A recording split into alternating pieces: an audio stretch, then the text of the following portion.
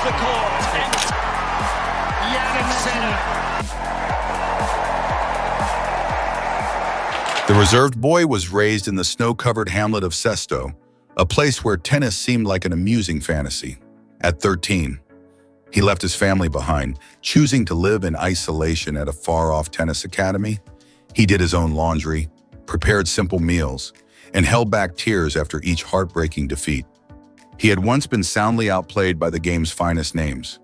But within a single year, he quietly conquered a Grand Slam, hoisted the Davis Cup, beat Djokovic twice in a single day, landed deals with Rolex, Gucci, and Nike, and rose to world number one. It was a flawless rise, if not for the shadow of a doping controversy. Though the test revealed a banned substance, the penalty Sinner received felt strangely small considering his towering status. What kind of player, once dismissed as a nobody, managed to push past every doubt, every barrier, even a scandal that could have ended his career? Now join us as we explore the private chapters behind the public legend of world number one Jannik Sinner. Chapter 1. Childhood. Growing up with the cold and harsh choices. Jannik Sinner entered the world on August 16, 2001 in San Candido, a small northern Italian town. He was raised in the alpine village of Sesto, tucked in South Tyrol, where German was more commonly spoken than Italian. Outside his family's windows stretched jagged cliffs, evergreen woods, and endless slopes designed for skiers. The winters were bitterly cold and long, offering few options for sports beyond sliding on snow. His father, Hans-Peter, worked as a cook inside a lodge nestled in the mountains. His mother, Sieglinde, served tables at the very same establishment high above the valleys. Though far from wealthy, their household was structured, tidy, and grounded in responsibility. Jannik learned early to depend on himself, tidy his bed, fix breakfast, study promptly, and never whine. He spoke little as a child, preferring actions to conversations, quiet effort to noisy pride. At just 3 years old, he had already strapped on skis with surprising confidence.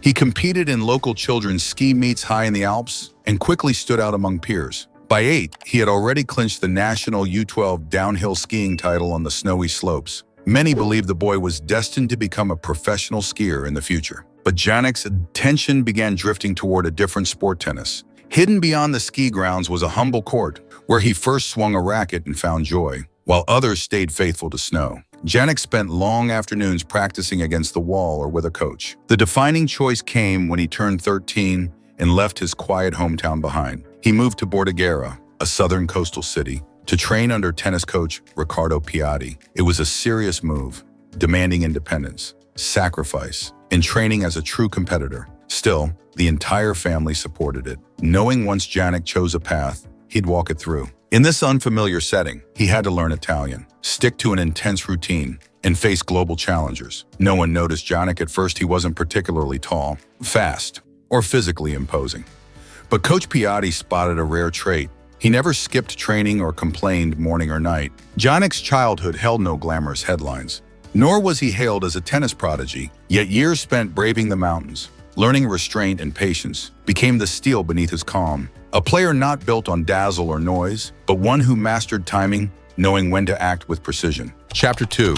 The unknown, who defeated Djokovic and the first Italian Wimbledon champion. Right from his debut on the ATP circuit, Jannik Sinner didn't follow the usual playbook for rising stars. He wasn't drawn to fame, didn't crave attention, and never used charm to steal the spotlight. His daily obsession was simply this: to strike the ball more cleanly than he did the day before. He began his career grinding through ITF and Challenger events in 2018, where only a few seats were filled and names forgotten quickly. But Sinner kept winning, building points, stacking match time, and steadily moving forward. The first figure to truly recognize his potential was coach Riccardo Piatti, who had previously mentored Djokovic and Raonic. Piatti noticed Sinner absorbed advice swiftly and never sulked when corrected. Jannik wasn't bothered about being physically inferior as long as his game improved with each passing day. By late 2019, he earned an invite to the next-gen finals in Milan, despite still ranking outside the top 90 in that event. He outplayed Alex de Minaur, a quick, experienced player, by controlling the rhythm like clockwork. His rise didn't rely on magic. It was built from repetition, structure, and sheer commitment. He trained before dawn, without being told, always showing up on court early by 15 minutes. After every match, He reviewed each error carefully, dissecting details others might overlook. He didn't play from instinct, he constructed his game like masonry brick by brick, layer by layer. In 2020, after reaching the quarterfinals at Roland Garros, the tennis world began to take him more seriously. He was just 19, solid on clay, moving with intent, barely giving rivals a chance to dictate. This was proof he was more than a one-time wonder. It suggested longevity. Through 2021 and 2022, he entered the top 10, but the road ahead brought real trials, abdominal strains, knee issues, and frustrating defeats against evenly matched rivals shook his rhythm. There were early exits, games he could have sealed but allowed to slip, and questions started to grow. People began to ask whether he truly belonged among the top contenders of the tour, rather than answering with words. Sinner chose transformation. In 2022, he ended his partnership with Piatti and started training with Simone Vagnozzi. Later that year, he welcomed Darren Cahill, an Australian coach with Grand Slam credentials from guiding Halep and Hewitt. Together, they refined his defensive skills and improved his ability to manage tempo during long matches. By 2023, Jannik lifted his first Masters 1000 trophy in Toronto and led Italy to Davis Cup glory.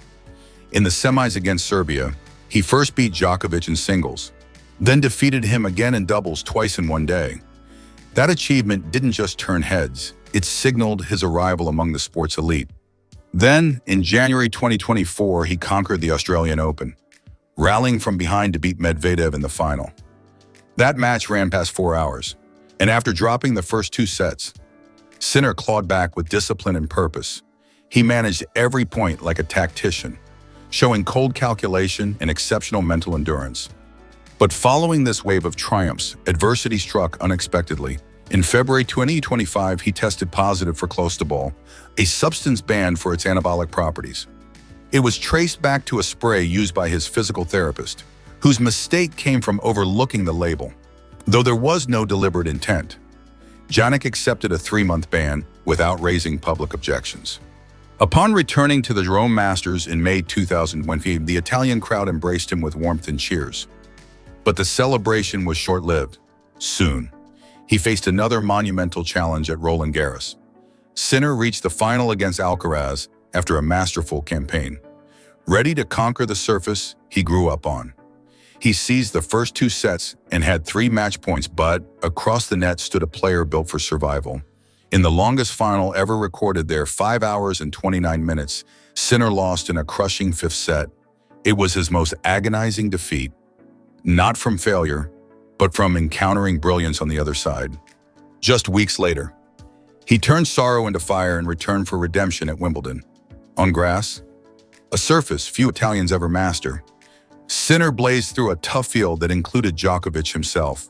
He halted the run of a man who had reigned on that turf for almost 20 years. In the final, another showdown with Alcaraz, Sinner flipped the script. Though he dropped the opening set, his focus didn't waver, with booming serves and deep, commanding forehands. He dictated the court with icy calm. He sealed the win in 3 straight sets, each ending 6-4, a rare straight sets final against a top-tier rival that day. Jannik Sinner became the first Italian man to lift the Wimbledon trophy. His Wimbledon victory, his 4th major title, ended a whirlwind 6 months with perfect symbolism. Silver trophy held high. Green grass beneath him. Stillness in the air. A few days later, the ATP confirmed what the world had seen coming. Jannik Sinner, with more than 12,000 ranking points, was officially the world #1. Only giants like Federer, Nadal, and Djokovic had previously reached that lofty figure. Chapter 3: Acid. The unexpected life of the world #1. Jannik Sinner never tried to reinvent himself as a fashion icon or celebrity trendsetter. Yet over time, his thoughtful decisions, disciplined routines, and unwavering clarity made him a modern inspiration, a tennis star with substance far beyond the court. Earning tens of millions annually through prize money and sponsorships, Sinner had the means to indulge in anything. But instead of flashy purchases, he chose to invest in peace, reliability, and objects that mirrored his character, reserved, but far from ordinary. He made his home in Monte Carlo, an enclave favored by elite athletes for tax benefits and year-round training. His residence sits in a private corner, with a sea-facing balcony and an interior of sleek, deliberate elegance. The dominant palette is white and soft gray, blended with pale wood and clear glass, offering calm instead of spectacle. He's never hosted public tours or posted a glimpse of it online. However, insiders in Monaco's real estate scene say it ranks among the city's high-end residences, valued over 12 million euros. Aside from his Monte Carlo address, Jannik also purchased real estate in Milan's Corso Venezia district, a blend of style, history, and Italian prestige. The purchase was made via an intermediary firm, a smart move common among athletes who value privacy. The space doubles as a base for his Italian appearances and reflects his growing interest in lasting investments. Another area where Sinner's passion clearly shines is in automobiles. As the face of Alfa Romeo, he drives a Stelvio Q4 Veloce, customized with his initials and unique interior trim. But the collection doesn't stop there. He also owns an Audi RS6 ABT, souped up to a ferocious 740 horsepower. Inside, it features artisan-stitched seats and a dashboard lined with carbon fiber. He's even been seen driving a Ferrari SF90 Stradale, a 1,000-horsepower hybrid masterpiece. According to a confidential Ferrari source, Sinner tested the Purosangue SUV prototype at Maranello fully loaded. It commands $500,000. Beyond horsepower, luxury brands also recognize his rising aura early. Gucci tapped him as an ambassador for their upscale athletic wear, frequently sending exclusive collections. These shipments include rare sneakers and polo shirts with hand-detailed embroidery. He doesn't flaunt brand names, but he's often seen at tournaments with a leather Gucci duffel, vintage Purcell shades, and a Rolex Sky Dweller, the brand's most intricate sports timepiece, worth up to $50,000. Among a select few young players, Jannik was handpicked by Rolex as a global ambassador, a title once held by Federer and Tsitsipas. At an invitation-only gathering, he received a rare Rolex Cosmograph Daytona in platinum with an ice blue face not sold to the public, only gifted to elite partners. His life investments stretch well beyond flashy cars or watches. He employs a dedicated nutritionist, uses AI-driven recovery machines, and tracks sleep with a custom health app. These choices aren't part of his social media narrative, but surfaced briefly in a German newspaper profile. There, he stated that recovering right mattered more to him than piling on extra gym hours. From seafront retreats and precision-tuned cars to rare timepieces in wellness tech, every detail reveals Jannik's deeper blueprint. He's not just passing through tennis, he's constructing a legacy aligned with who he truly is, a life guided by quality, endurance, and purpose, not noise, nor showmanship. Chapter 4, Relationships, the high-profile romances. For years during his early career, Jannik Sinner remained tight-lipped about his personal life. When questioned, he'd respond briefly, often with a grin, and redirect focus toward matches or recovery schedules. At one point, the media speculated he might be single or simply too committed to date, but the truth was simpler. He felt deeply, just preferred privacy over public exposure. The first woman linked to him romantically was Maria Braccini, a social media-savvy Italian model active in Milan's fashion circles. They reportedly met in 2020 when Sinner was still climbing from outside the top 30 rankings, though they didn't share photos or attend events as a couple. Keen observers spotted Maria in the stands, often wearing sunglasses. She supported him quietly, far from the spotlight. Their relationship paused in 2020 as Jannik chose to focus entirely on his career. He openly shared that he felt too young to juggle romance and the full-time demands of tennis. However, the two reunited a few months later, continuing their bond in a quiet, careful manner, while few could tell how serious they were. Maria's reappearance at big events reignited curiosity. Jannik, for his part, stopped dodging questions about her as he once did. By 2024, fans noticed a new figure beside him, Anna Kalinskaya, a Russian pro who had reached several Grand Slam fourth rounds. Photographs captured them dining together in Monte Carlo and vacationing in Sardinia during the season break. Neither confirmed anything, but their relaxed chemistry made the rumors feel convincing. Their connection lasted close to a year, with Anna attending Wimbledon, the US Open, and the 2025 Australian Open. She was there when he defended his title, cheering as part of his close circle. But after the doping incident, Their relationship began to wane under pressure and shifting routines. In May 2025, during a press conference in Rome, Jannik quietly confirmed they had parted ways. There were no harsh words or drama. He simply stated that he was single and valued his space. Soon after, tabloids speculated he was seeing Laura Leto, a Russian model known across European fashion circles. The two were spotted together at a cafe near Monte Carlo's famed country club. But when asked about it, Sinner gave a calm smile and remarked that it wasn't something relevant just now. Then, headlines buzzed with a new name, Leslola Hasanovic, a Danish model and former Miss Universe contender with a large following. She was spotted in his player's box during the 2025 Wimbledon final, drawing camera attention with her intense focus. She seemed to anticipate every point, watching like someone deeply familiar with his game. Yet again, Jannik chose silence over confirmation. Just as with Maria or Anna, he allowed speculation to run its course. To him, relationships aren't for press releases or headlines. Nor does he shy away from love. They simply deserve shelter from public chaos. What isn't spoken doesn't come from fear. It's because he believes true connections don't need validation from strangers. Chapter 5. Scandal. 3 months suspension due to doping controversy. For many years, Jannik Sinner was viewed as the embodiment of precision and discipline. He stayed clear of controversies, avoided heated remarks, and never lost control during competition. Those who worked closely with him all echoed the same sentiment. Jannik never pointed fingers. When he lost, he took it on the chin. When exhausted, he pushed himself harder.